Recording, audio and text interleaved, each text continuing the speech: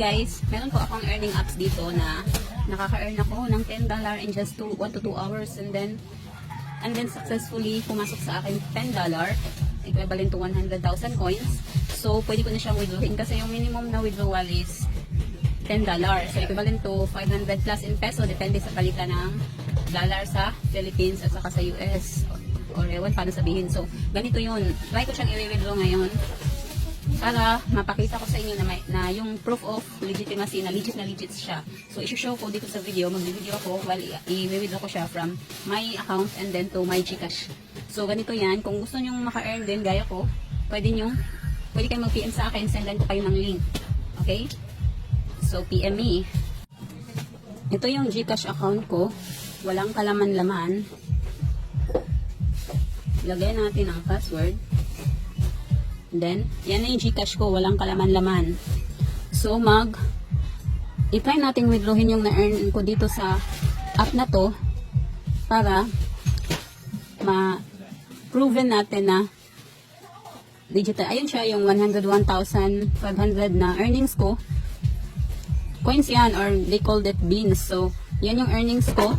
At equivalent niya is $10. So, minimum withdrawal dito is $10. So, ayan, umabot siya ng $10. So, i-try natin siyang i-withdraw. Withdrawable money natin is $10. So, lagi ayan, 10 $10.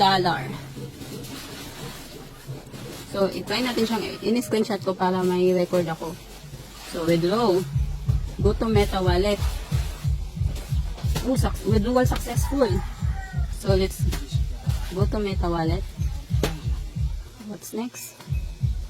Cash out, balance, $10. Complete the wallet account information to obtain. Ayun, Chabit user salary. So, transfer. Please. Okay. Takpan natin hanapin natin yung email ko. Yan, Gmail. Yun, 306 365 306 365. Okay, then enter. Takpan natin, baka malaman nyo yung password ko. So, yan. Okay, ayan, set successfully. So, meron tayo dito. What's next? Okay, let's cash this out. Ayan. Okay, let's try. Okay, $10. Tignan natin. Oh, so mayroon siyang fee na $0.55. Pila ang $0.55? So, mga 25 pesos. So, mayroon siyang fee. So, it's okay. Magkano lang ba yan kumpara sa 500 na ma-receive natin? Okay, submit. Takpan natin yung password. Okay, completed. Ayan, so completed is naka-indicate dito na completed. Estimated arrival time within 2 working days. Okay, so let's see.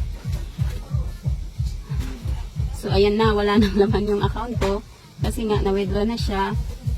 Ayan, so yan yung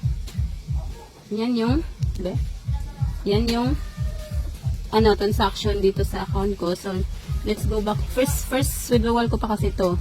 Ayan, so let's go back here. Let's go back to the main account. Within 2 working days daw. So let's see kung within 2 banking days. So let's check kung may dumating ba sa aking GCash. Oh, ayan, pumasok. Successful. Ayan na siya. See, let's check. Legit na legit nga, guys. So, ayan yung na-receive ko just today. See? Successful. Successful dyan, naagin, legit dyan. Oh.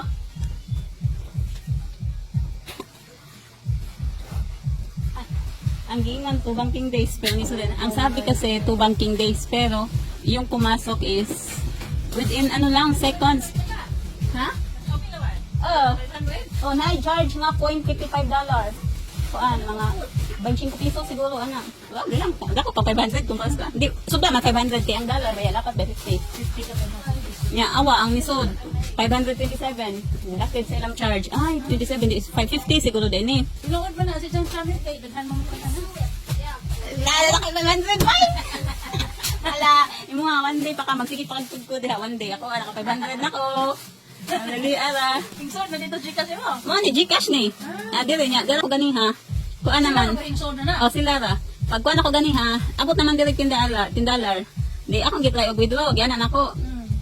Inya mo to pwede naman nakabutang man nga withdrawable is $10. Mo tong gitry nako gitry ra nako gipang check na ako. Miso des alin ang gibutang to banking days. Nya, walay kuan, walay 1 minute. Wala ay 2 minutes na sud na. Abi na ko guma pa baka lugma pa. So magkay ko an malagi Gcash man. Legit gid siya. Hala, sige na magsilpon niya. Kaya kapalit ulit ang bugas.